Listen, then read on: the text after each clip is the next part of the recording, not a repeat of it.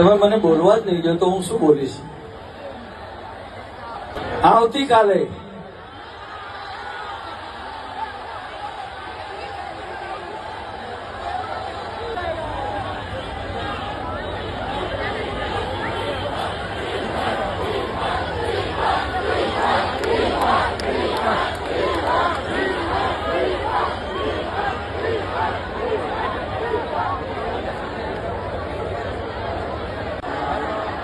United way of બરોડાના આજના આપણા ground ઉપર આપણે એકત્રિત થયા છે માતાજીની આરાધના કરવા માટે.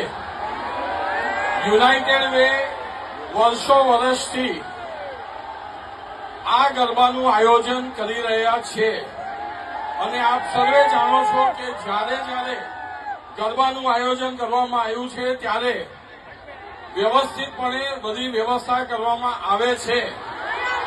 છતાં બી આ વર્ષે વરસાદનું જે વિઘન આવ્યું અને એના લીધે 2.5 મહિના ઉપરથી આખી ટીમ જે મહેનત કરી રહી હતી એ છેલ્લા 3 દિવસમાં જે વરસાદ પડ્યો એની અંદર માત્ર યુનાઇટેડ વેનો ગ્રાઉન્ડ નહીં પણ વડોદરાના દરેક ગ્રાઉન્ડ પર આ તકલીફ સર્જાયેલી છે.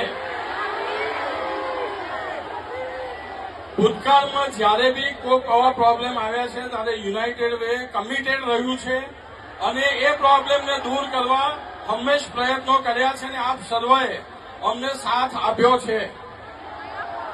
માતાજીના ગરબા માટે દરેક જણ પોઝિટિવ રીતે પ્રયત્ન કરી રહ્યું છે અને અમે એટલી ખાતરી આપીએ છીએ કે કાલે વરસાદ નહીં પડે તો અમે દિવસ-રાત આ મહેનત કરી અને આ ગ્રાઉન્ડ વ્યવસ્થિત થઈ જાય એ બધા જ પ્રયત્નો કરીશું એની હું ખાતરી આપું છું.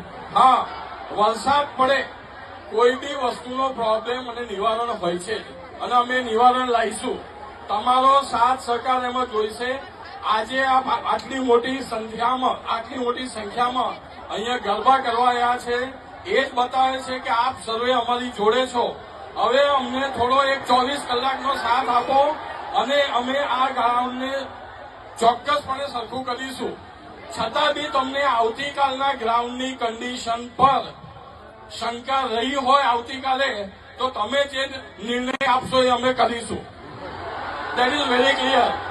આજે અમે અત્યારે તમને ખાતરી આપીએ છીએ કે વરસાદ નહીં પડે તો આવતીકાલે આ ગ્રાઉન્ડની પરિસ્થિતિ ખૂબ સુંદર હશે. ભૂતકાળમાં બી અમે આ પ્રયત્નો કરેલા છે અને કરીશું.